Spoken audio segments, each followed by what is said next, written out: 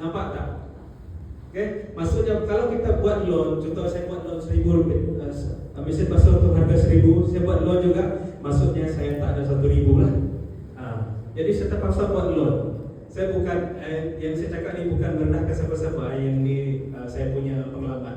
Okay? Kalau saya ada 1,000 ringgit, sudah tentu saya boleh belikan. Tapi sebab saya tak ada simpanan, walaupun 1,000 ringgit, jadi saya terpaksa juga loan, buat loan, apply ion loan. Itu baru yang pertama, itu yang kecil. Lepas tu ada lagi loan motosikal, loan personal loan, loan TV, loan apa lagi, kereta, rumah dan sebagainya. So saya listkan ada 10 saya punya hutang tu. Okay? Jadi macam mana saya keluar daripada belenggu hutang tu, tuan-tuan? Yang pertama, bukanlah benda tu petik tangan terus hilang hutang. Tak. Hari ini pun masih juga saya berhutang. Tapi daripada 10 hutang tersebut, saya dah settlekan 7 hutang jahat. Tinggal sekarang ni tinggal lagi hutang. Okey, daripada mana saya belajar? Okey, sudah tentu daripada kalau tuan-tuan perempuan belum ada buku ni, saya sarankan bacalah buku ni.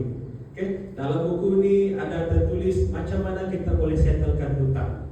Okey, jadi pertamanya saya gunakan teknik yang disebut sebagai teknik snowball. Tahu snowball?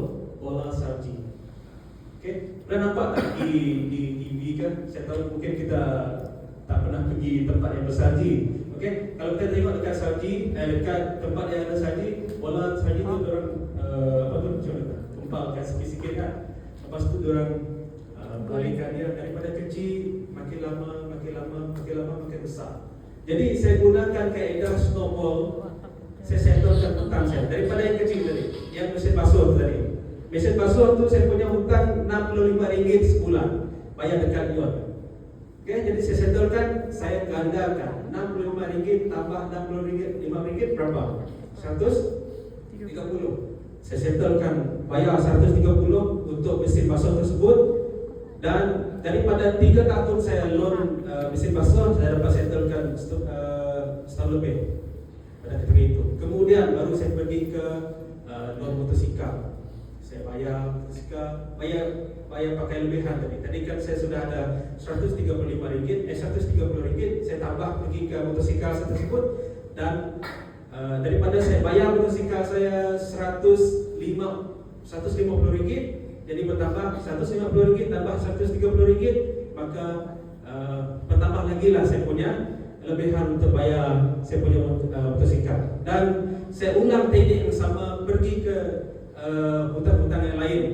Dan pada hutang yang ke nombor 3, kalau tak 3, nombor 4, kemudian barulah saya gunakan mas saya settlekan beberapa hutang yang lebih besar.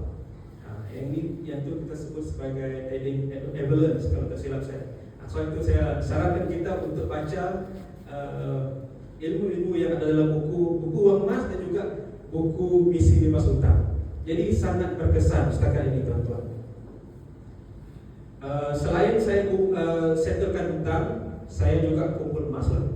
Saya bermula mengumpul emas pada tahun 2022. Ketika itu kalau silap saya masih 300 lebih kan. Saya tak ingat harga ya. Jadi pada mula saya menyimpan emas, saya bukan juga orang yang pandai bukan orang yang sedar dalam ilmu menyimpan emas, tuan-tuan. Saya menyimpan emas sebab saya tertarik dengan konten gila-gila lah, konten Cikgu Ridwan. Ketika itu saya tengok scroll Facebook, tengok Cikgu Ridwan, scroll TikTok, tengok Cikgu Ridwan berkongsikan tentang emas.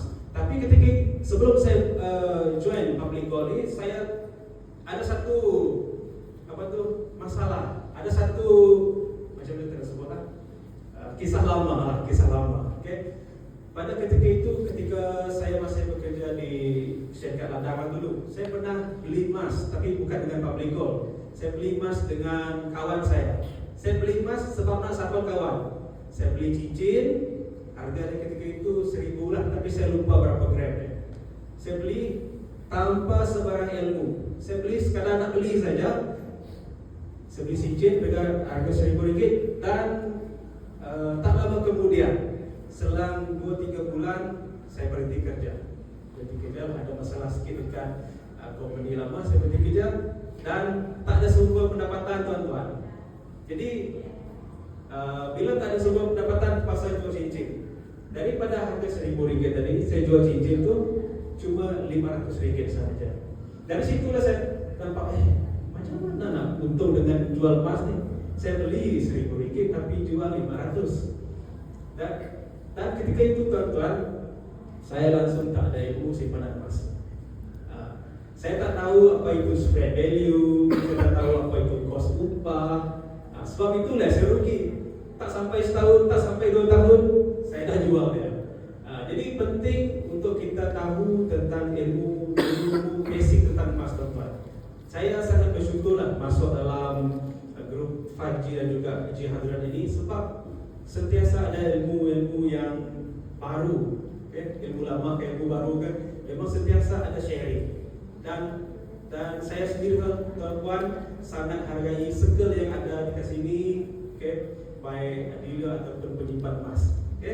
Kalau anda stay bersama, memang anda takkan habis lah macam saya dulu.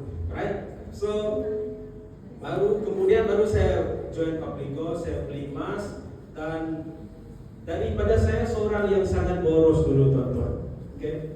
Kalau terima gaji, memang boleh dikatakan yang ada simpanan tu cuma EPF saja. Yang lain tu memang makan habis lah. Jadi langsung tak ada simpanan. Dan daripada saya bekerja sebagai gaji yang biasa, sampailah satu ketika dulu saya pernah direzekikan, ada rezeki lah, dapat gaji, kita macam sebut T20 lah. Daripada gaji kecil sampai gaji T20, saya dah rasa kalau kita tak ada simpan dulu baru belanja, memang takkan ke mana. Jadi paling penting perlu simpan dulu baru belanja. Tak kisah macam mana cara. Macam saya sendiri susah sangat nak simpan duit, jadi saya gunakan kaedah dengan menyimpan emas. Bila nampak emas, barulah saya nampak ada sayang dengan emas kita. Kalau nak jual pun 2-3 kali berfikir. Kalau jual pun kita akan rasa bersalah. Ini kena ganti juga ni. Saya punya emas ni kena ganti, kena ada balik dengan di tangan saya. So itu tuan-tuan, menyimpan emas ni, kalau kita tak simpan, kita rugi. Kalau kita tak beli, memang rugilah. Bagi saya sendirilah. Dan setakat ini, sepanjang saya menjadi penyimpan emas, sememangnya ada penambah baik dalam mindset kewangan saya sendiri. Daripada seorang yang sangat boros, seorang yang sangat suka berhutang, sampai sekarang ada penambah baikkanlah dalam diri ini sendiri. Alright, so saya rasa itu sajalah perkongsian saya. Selebihnya kalau anda belum follow saya, tolong add dulu saya. Cari dalam Facebook, saya dah pinkan macam mana saya keluar, saya bebas, saya dapat settlekan beberapa hutang dengan teknik snowball dan juga teknik menyimpan emas. Itu saya perkongsian saya. Terima kasih.